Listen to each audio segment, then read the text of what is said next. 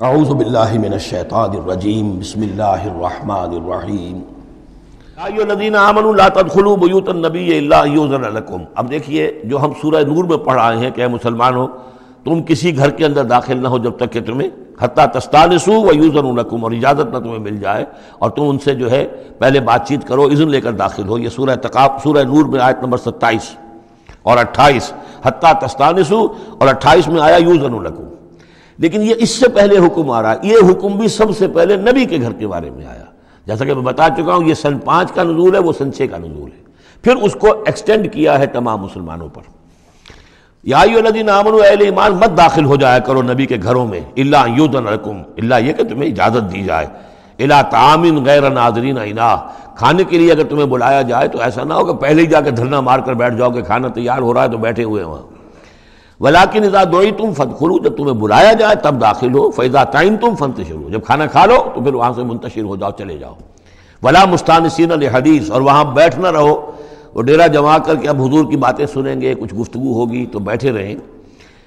ان ذالکم کان یؤذی النبی، یہ چیز نبی کے لیے ایذا کی باعث تھی، انہیں تکلیف پہنچا رہی تھی۔ وہی جو پرائیویسی ہے گھر کی، اب اس میں یہ ہے کہ کوئی آ گیا ہے اور دھرنا مار کے بیٹھا ہوا ہے، اور حضور کی مروت ہے، حضور شرافت کی وجہ سے کچھ کہہ بھی نہیں سکتے ہیں، اور ظاہر بات ہے وہ کوئی ایک ایک کنال کے اور ایک ایک ایکڑ کے گھر تو تھے نہیں، وہ چھوٹا سا کوئی ایک حجرہ ہے۔ اب اسی میں بعض اوقات ایسا ہوتا تھا کہ حضرت عائشہ کے حجرے میں کوئی شخص آ گیا ملنے کے لیے، اس نے اذن چاہا تو حضور نے بلا لیا، تو حضرت عائشہ ذرا پیٹھ موڑ کر بیٹھ گئیں، اپنی کمر ادھر کر دی، کوئی چادر اوپر لے لی، اور کہاں جگہ تھی وہاں پر، وہیں پر آ کر وہ شخص آ کے اپنی بات کرتا تھا پھر چلا جاتا تھا۔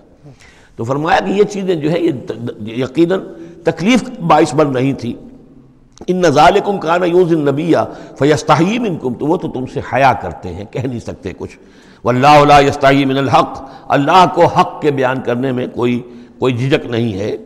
وَإِذَا سَأَلْتُمُوهُنَّ مَتَاعًا فَاسْأَلُوهُنَّ مِنْ وَرَاءِ حِجَاب، اب یہ پہلی مرتبہ لفظ حجاب آیا ہے قرآن میں۔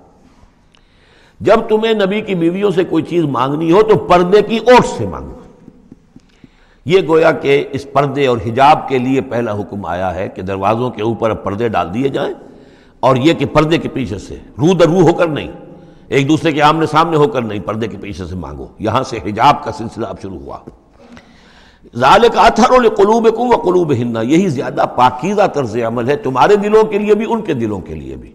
ظاہر بات ہے کہ مرد اور عورت کے درمیان جو بھی اللہ تعالیٰ نے رکھی ہے کشش رکھی ہے، اب ان چیزوں میں بہتر یہی ہے کہ نگاہ ایک دوسرے پر نہ پڑے۔ وما کان لکم ان تؤذوا رسول اللہ، اور تمہارے لیے یہ بالکل جائز نہیں ہے کہ تم اللہ کے رسول کو ایذا پہنچاؤ۔ اصل میں اس مسئلے میں ایک بات اور بھی سمجھ لیجئے، حضور کے ساتھ معاملہ خاص بھی تھا۔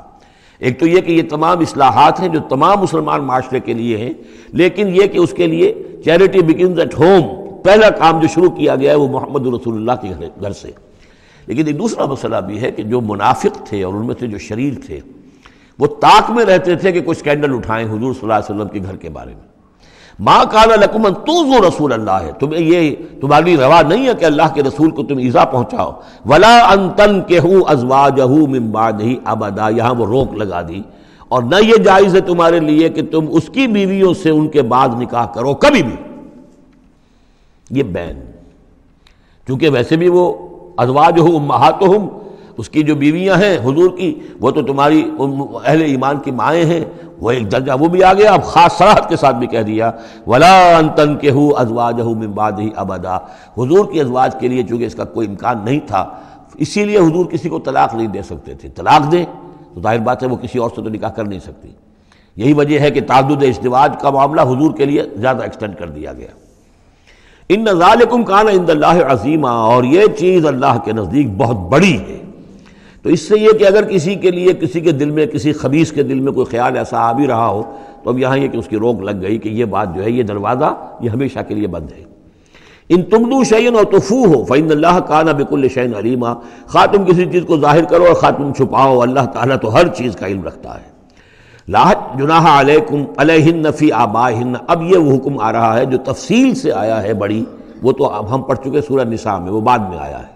یہ ذرا مختصر آ رہا ہے کہ گھر میں داخلے سے جن کو روک دیا گیا ہے کہ وہ گھر سے باہر کھڑے ہو کر مانگنے جو کچھ مانگنا ہے، گھر میں داخل نہیں ہو سکتے۔ اب اس میں استثناء کون کون ہے، کون گھر میں جا سکتا ہے، اندر جا سکتا ہے، زنانے میں کون جا سکتا ہے؟ لا جناح علیہن، کوئی حرج نہیں ہے نبی کی بیویوں پر، فی آبائہن، ان کے باپوں کے بارے میں۔ حضرت عمر آئیں حضرت حفصہ کے گھر میں، کوئی رکاوٹ نہیں۔ حضرت ابو بکر آئیں حضرت عائشہ کے گھر میں، کوئی رکاوٹ نہیں۔ ولا ابنائہن، نہ ان کے بیٹوں کے بارے میں۔ ولا اخوانہن، نہ ان کے بھائیوں کے بارے میں۔ ولا ابناء اخوانہن، نہ ان کے بھائیوں کے بیٹے یعنی بھتیجوں کا۔ ولا ابناء اخواتہن، اور نہ ان کی بہنوں کے بیٹے یعنی بھانجوں کا۔ ولا نسائہن، اور نہ ہی ان کی اپنی جان پہچان والی عورتوں کا۔ ولا ما ملکت ایمانکم، اور جو غلام یا جو لونیاں ہیں، اور اکثر و بیشتر اہل سنت کے نزدیک یہاں صرف لونیاں مراد ہیں، ان کے بارے میں ٹھیک ہے وہ گھر میں داخل ہوں۔ گویا کہ یہ جو تفصیلی آیت آئی ہے سورہ نساء میں، اس کا یہ نیوکلیس جو ہے جو شروع میں، وہ یہ ہے جو سورہ احزاب کے اندر، یہ مختصر ہے، مزید اس میں پوری فہرست کر کے اس کو مکمل کر دیا ہے کہ یہ ہے محرم، اور جو محرم ہے وہ محرمات ابدیہ ہیں، ان سے کبھی بھی کسی بھی حالت میں نکاح ہو ہی نہیں سکتا اس عورت کا۔ باقی یہ ہیں جتنے بھی مرد ہیں وہ نامحرم ہیں، وہ باہر رہیں گے، کچھ چیز مانگنی ہے پردے کے اوٹ سے مانگیں گے، یہ ان کا معاملہ رہے گا، اور گھر میں داخل ہوں گے اگر تو عورت پردہ کرے گی، جیسے کہ حضرت عائشہ کا میں نے آپ کو طریقہ بتایا، یا اگر کہیں 2 کمرے ہیں تو عورت کسی اور کمرے میں جائے گی اور وہ جو ہے وہ کسی اور کمرے میں آئیں گے۔ یہ طریقہ ہے اسلامی معاشرت کا، مسلمانوں کی طرز رہائش کا۔ واتقین اللہ، اور اے نبی کی بیویوں ڈرتی رہو اللہ سے، ان اللہ کان علی کل شیء شہیدا، یقیناً اللہ تعالیٰ ہر چیز پر گواہ ہے۔ صدق اللہ العظیم۔